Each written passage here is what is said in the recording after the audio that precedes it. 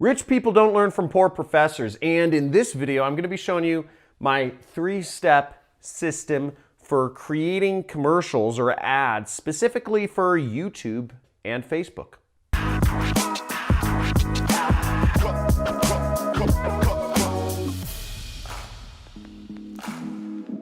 So here in my ski chalet, I'm going to show you my 3 steps to creating a commercial for YouTube or Facebook advertising specifically. Sorry, I'm making fun of Tai Lopez, but seriously, here's the 3 steps that I do to create ads for YouTube. I spend just hundreds of thousands and millions of dollars between YouTube and Facebook advertising my products and other people's products and services as an affiliate marketer. Now, the 3 steps are simple. It's HSE, and I'm going to be going through each of these. So first, you want a hook, okay? That's the first thing, a hook, or what's also known as a pattern interrupt. Now, when I started this video, what I said was, rich people don't learn from poor professors. That's kind of like, I don't know, it's kind of like a new statement. In one of my other ads, I said, Jesus won't teach you how to be rich. And you want to basically tie together 2 different things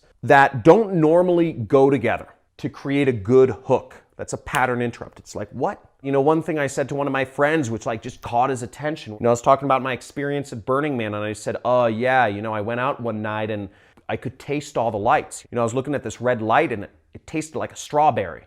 And he's like, what? You can't taste lights? And, you know, but that's like catches people's attention. Or another one would be, you know, why don't models date poor guys? In that case, it's something that you don't normally hear said because that violates social taboos to say something like that. Or I could say, you know, like, let me tell you how this beer made me a millionaire, and no, I don't own this beer. And, you know, I could turn that into a story about, you know, how I was at a bar and I met my mentor, getting me started in affiliate marketing and online business and all that stuff. So a hook is just something that is very different from the norm, okay? And you can use hooks for anything, no matter what you're selling. I used a couple different examples, but tie together things that don't normally go together. I was at Burning Man and I was literally tasting colors and, you know, it's like, what? You know, where do things go from there? I think the best hooks actually sort of have to do something with the subject you're talking about. Like I said, Jesus won't make you rich.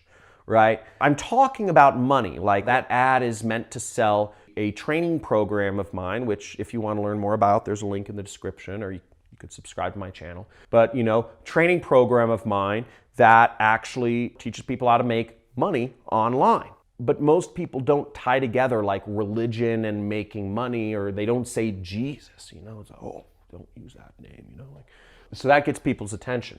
Second thing is you want to have a good story. Everything, marketing, all sales is, it's storytelling. It's good directed storytelling that should overcome objections while you're telling the story and display the benefits of the product you're selling. Now, the way I like to tell stories is you can't just dive into a long story. Don't you hate it when you're talking to somebody, you say, oh, your dog got sick, what happened? And they launch into like this 10-minute story and you're just like, bro, I didn't want that much detail, right?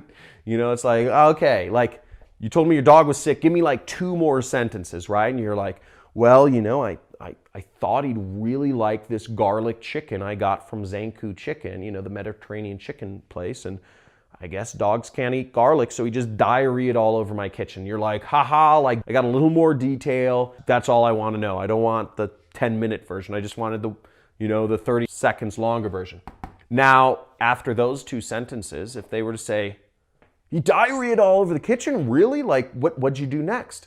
They're giving you permission to go into a little bit of a longer story, right? I'm going to spare you the detail about what happened to my dog. But the point is, they give you permission to go into longer detail. So you told them 1 sentence, we're getting to my formula. Told them 2 sentences, told them 4 sentences. And then what I like to do, let's say I tell the 4-sentence story, what you can do with a story, let's say that's about it, right? We're talking for a good YouTube or Facebook commercial. What you're talking about is you're talking about 2 to 3 minutes. Okay. Now on YouTube, you can go longer. You can go like 10 minutes. I say longer the better. But 2 to 3 minutes is a good baseline. Okay. Don't do it shorter. You're leaving money on the table. And I'll make up a story here. But basically my formula is tell them the story in 1 sentence. Then tell them the story in 2 sentences. Then tell them the story in 4 sentences. Summarize the story in 2 sentences. And then summarize the story in 1 sentence. Okay. With a call to action. And with both of these, you have what I call a CTA, meaning you're telling them what you want them to do. So let's make up a story here, okay? Let's make up an ad. Let's make up a story for selling you this marker. So I had the hardest time finding markers to do my training presentations on, but I came across this Magnum Sharpie I didn't know existed, and it has made people so much happier with my training presentations. It's awesome. Told you a story in 1 sentence. Let's go into the story in 2 sentences.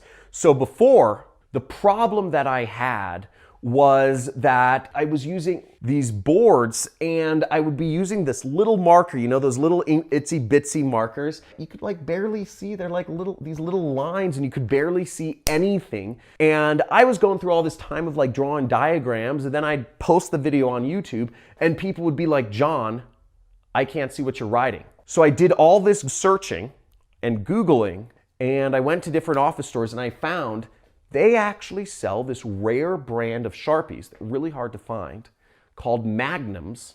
And they're these huge monster thing. I call them man markers. And you can write big and people can understand them. Told the story in 2 sentences.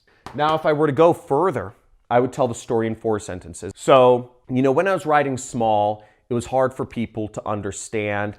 And I felt like my markers were holding back me conveying information to my audience to help train them in something that's very important, which is learning how to start their internet business. When I started using these big markers, it completely changed around how I was able to teach, and it allowed people to actually get the information I was trying to convey. Since then, I've been able to get success story after success story. I have more subscribers on my YouTube channel than ever, and it's growing by hundreds a day. And not only that, but I'm also seeing success stories coming from my students saying, I was able to learn. The fact that I'm able to learn for free from mentors like you in such an easy to understand ways changed my life forever. Thank you, John. And that brightens up my day. Told it in 4 sentences. Now I'll summarize in 2 sentences.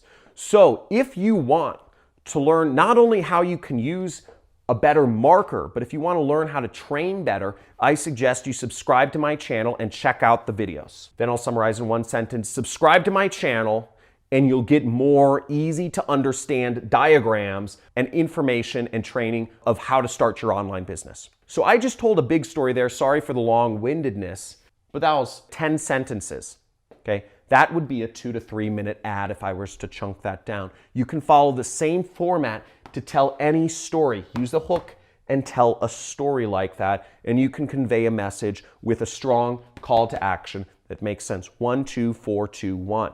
Now what I do if I want to make it longer is I will actually do 1, 2, 4, 16, 4, 2, 1, and I'll just do a much longer story. I kind of ramp it up in between. But I hope that makes sense. Let's get on to the last thing. The last thing of doing a good commercial is editing. This is, I don't know how to do this stuff, but I pay people to do it. Now for YouTube, YouTube ads are driven, and TV ads as well, are driven by visuals. If I filmed myself and I did this hook, I would take that video and what I would do for YouTube is I would splice some B-roll into it. I'd splice some B-roll of me using markers and creating stuff, and I'd splice some B-roll of like, you know, a close-up of the marker and a pan around. I'd do whatever. I'd add in some B-roll of some cool stuff. The visuals is what drives YouTube users because they're watching the ad and they're listening. They're hearing your language while you're talking through the ad, but they want to be visually engaged as well. The way Facebook ads need to be edited, again, you're working with a square. That's what shows up on Facebook. It's a square. It's not that rectangle which shows up on YouTube. You're watching a rectangle right now. But on Facebook, if you're doing an ad for Facebook, it's driven by not so much the visuals, but you need to be throwing words in people's faces. Most people, 84% of people, are watching Facebook ads without any audio on. They're kind of sitting there and they're looking at their ad, maybe they see the video, and they're kind of saying, oh, I don't want to click the button because if I click the button for sound, then I'm like invested in the ad. Most people use Facebook like when they're doing other things. Most people are not listening to your ad. That's why you need words flying in people's faces. You need to show people, why a marker changed my life, or something like that. That will get people's attention on Facebook. Here's my story. And then it's like the marker. People want those words flying in their face because they don't want to actually have to listen on Facebook to what the video is saying. So that's how you edit an ad for Facebook and YouTube. Ugh!